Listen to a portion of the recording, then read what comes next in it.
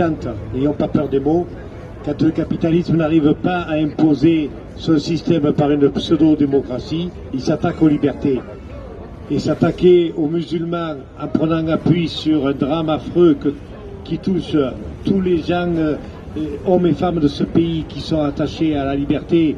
Donc c'est au départ l'assassinat d'un enseignant par un type qui est, voilà, je ne sais pas ce qui lui a passé par la tête, mais prendre appui là-dessus pour arriver à pondre une loi liberticide pour l'ensemble de la population, c'est non seulement scandaleux, mais c'est une insulte faite à tous les hommes et les femmes, quelle que soit leur religion, qui sont épris de liberté.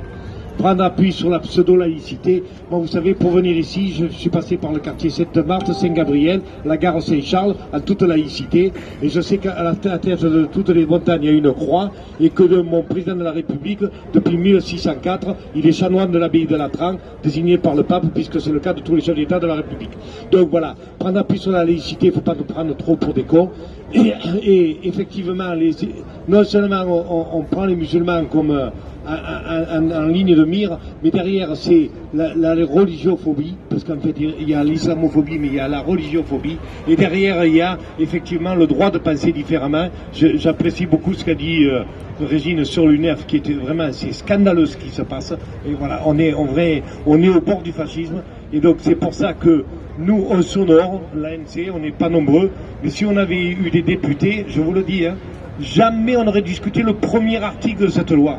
Dès l'annonce de la loi, il fallait refuser de siéger, il fallait refuser de discuter, parce que cette loi, même ceux qui ont voté contre, ils ont voté 40% des articles.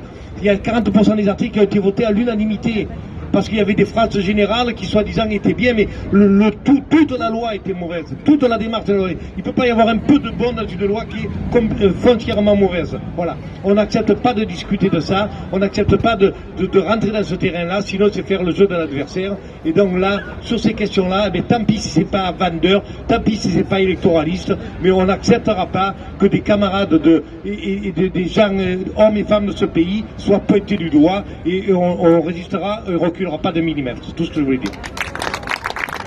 Merci.